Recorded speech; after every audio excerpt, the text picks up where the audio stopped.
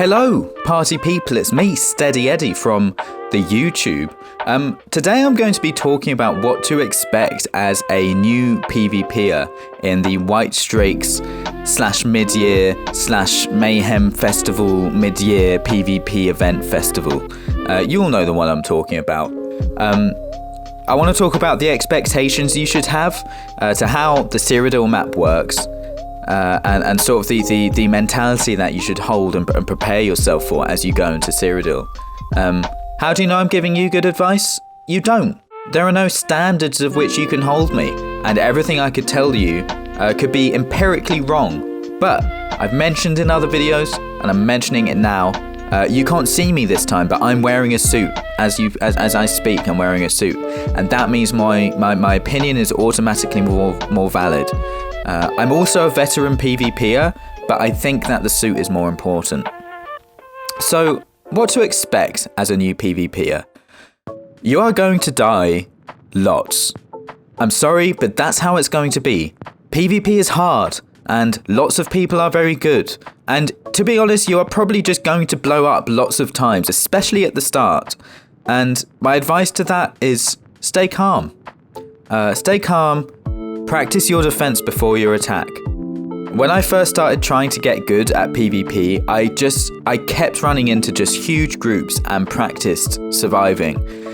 And nowadays, dying is still a big part of the game for me. It doesn't matter how good you are just going to die over and over again. It's something that happens. It's part of the game.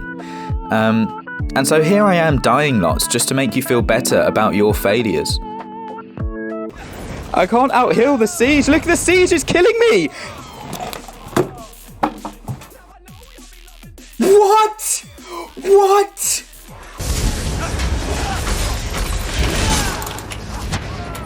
What? What? What?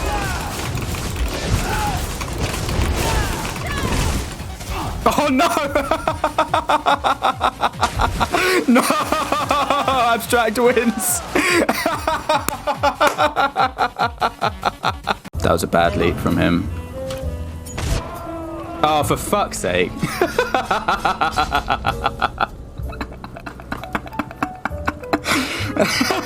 Exactly how big it will be, but it will be... Oh, for fuck's sake.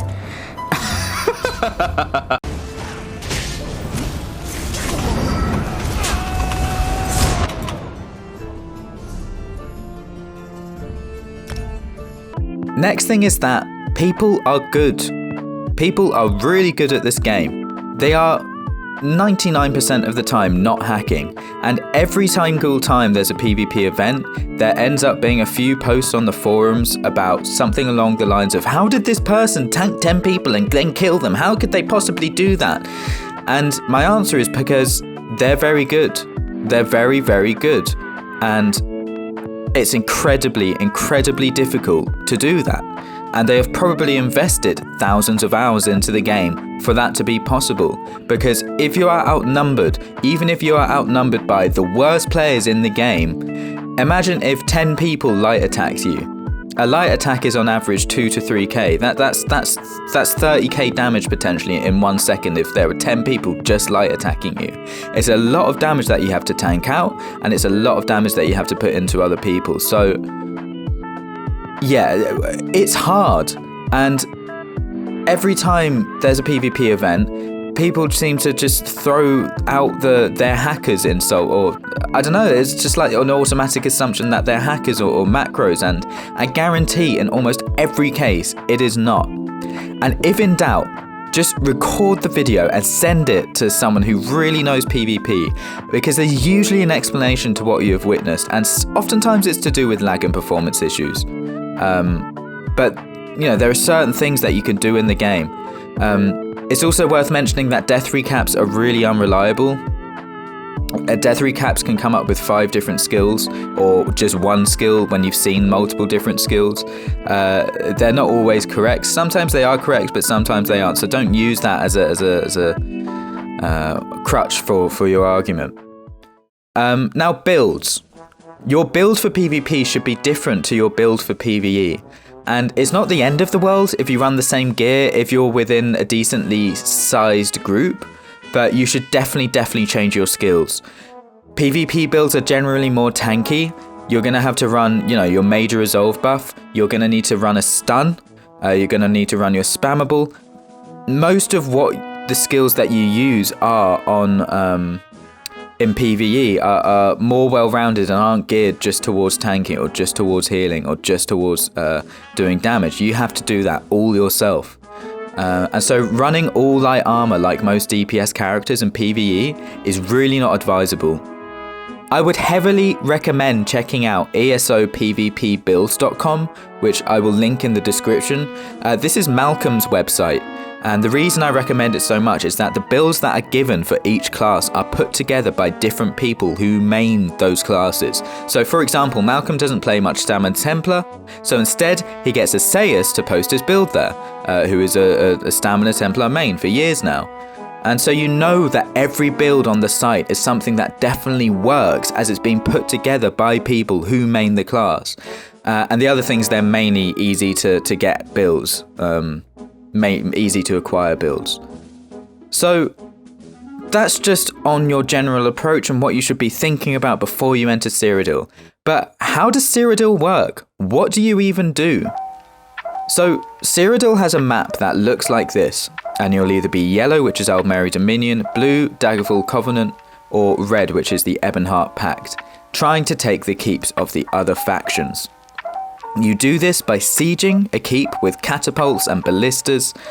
You can ram the door down. So really, you don't necessarily have to be a highly skilled PvPer to be effective in Cyrodiil. You can choose to join a big group and get keeps for your faction. And the benefit of more keeps is more points on the scoreboard. A faction gains emperorship by taking all of these keeps in a circle around the Imperial City. Once they own all the keeps, the person who has gained the most AP in the campaign on the faction and enters at the top of the player leaderboards will gain emperorship. They are only dethroned from their emperorship once there are 0 keeps owned by the faction that they are a part of. So you get all the keeps, and then they are only dethroned once they own none of them. So they could have 1 keep left and still be emperor, but when that keep goes, that's when they get dethroned. So gaining AP. You don't have to be good at PvP to get AP. In fact, the fastest ways don't even involve necessarily killing people.